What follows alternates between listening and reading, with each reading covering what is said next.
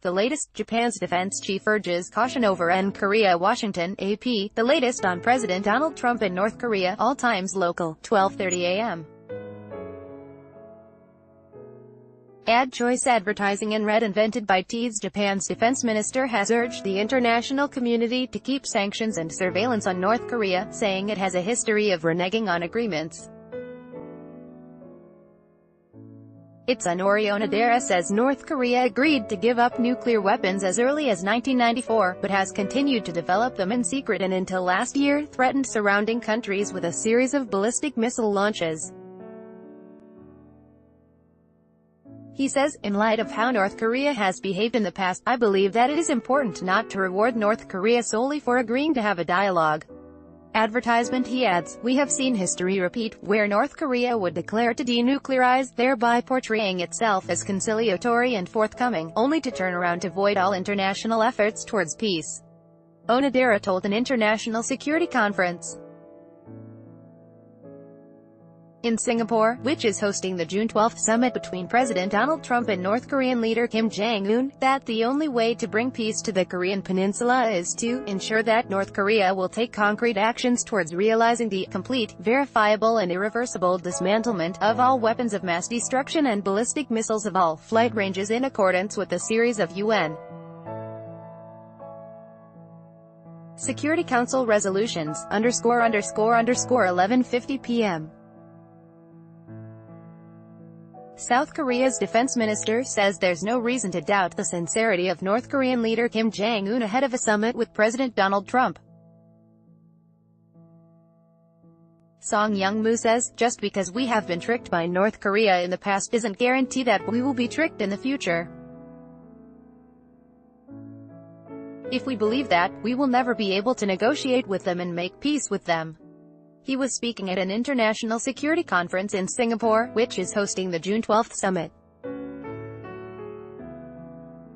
Advertisement. Song says if the talks on North Korea's nuclear weapons are successful, they can be compared to the 1989 Malta summit between former President George H.W.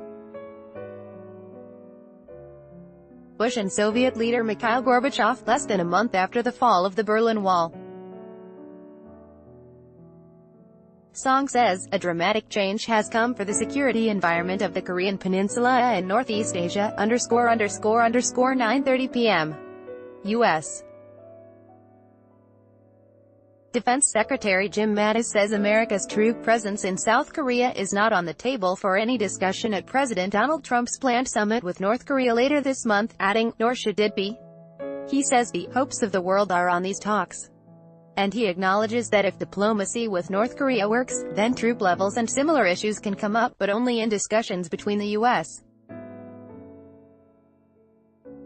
and South Korea. He says the troop issue is separate and distinct, and will not be brought up at the June 12th summit. Mattis was speaking at the Shangri-La Dialogue, an international security conference in Singapore. __9 p.m. South Korea's presidential office is welcoming President Donald Trump's decision to revive his summit with North Korean leader Kim Jong-un over the future of Pyongyang's nuclear program. Blue House spokesman Kim Kyeom says in a statement released Saturday that the road toward a North Korea-U.S. summit has widened and strengthened. The spokesman says Seoul will look forward to the historic meeting in Singapore with excitement but also patience. Advertisement. After a White House meeting Friday with a senior North Korean official, Trump said his meeting with Kim is back on for June 12th in Singapore. South Korean President Moon Jae-in, who has met Kim twice in recent weeks, has lobbied hard for a meeting between Trump and Kim, __3:15 p.m.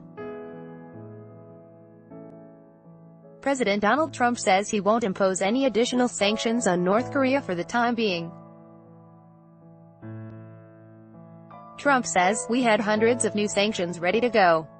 But he says he won't impose them, until the talks break down. The president is referencing ongoing discussions with North Korea in preparation for a June 12th summit in Singapore with North Korean leader Kim Jong-un. Trump announced Friday after meeting with a top aide to Kim that the summit is back on. He had announced just last week that he was canceling the meeting.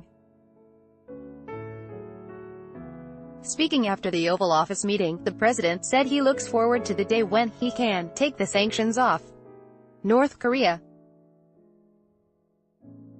___3 p.m. President Donald Trump says his meeting with North Korean leader Kim Jong-un, Kim Jong-un, is back on for June 12.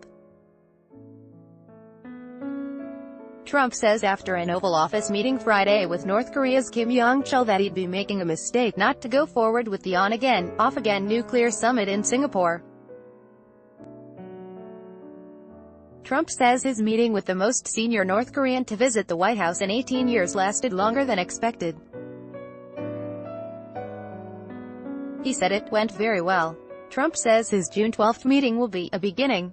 He says the process will begin on June 12 in Singapore, __2:47 p.m. President Donald Trump says he has yet to read the letter brought to the White House by a top aide to North Korean leader Kim Jong-un, Kim Jong-un. Trump says he didn't open the letter. He says Kim Jong-chul, the North Korean official, said Trump could read the letter later. Trump and Kim spent more than an hour in the Oval Office on Friday discussing issues in the run-up to a June 12 summit in Singapore between Trump and Kim Jong-un. Trump also says he may at some point make the letter public, __2:40 p.m. A top North Korean official has departed the White House after meeting with President Donald Trump amid negotiations over a high-stakes summit. Kim Jong-chul spent more than an hour in the Oval Office where he was spotted shaking hands with the president. He was expected to deliver a letter from Kim Jong-un, Kim Jong-un, the North Korean dictator, to Trump. After the meeting, Trump and Kim Jong-chul posed for photos on the White House lawn. Kim is the most senior North Korean visitor to the United States since Vice Marshal Jo Myung-rak visited Washington in 2000 to meet President Bill Clinton. __1:14 p.m. An aide to Kim Jong-un has arrived at the White House, becoming the highest-ranking North Korean official to visit in 18 years. Kim Jong-chul was greeted Friday by White House Chief of Staff John Kelly, who brought him inside the White House to meet President Donald Trump. Kim is expected to present a letter from Kim Jong-un, Kim Jong-un, the North Korean dictator, to Trump. The letter comes as the two countries work to revive a Trump-Kim summit on June 12 in Singapore. Kim Jong-chul is the most senior North Korean visitor to the United States since Vice Marshal Jo Myung-rak visited Washington in 2000 to meet President Bill Clinton. __12:28 a.m. A top aide to Kim Jong-un will make a rare visit to Washington Friday to hand a letter from the North Korean leader to President Donald Trump. That from Secretary of State Mike Pompeo. He reported, good progress is being made in talks between the two sides to revive an on-again, off-again nuclear summit.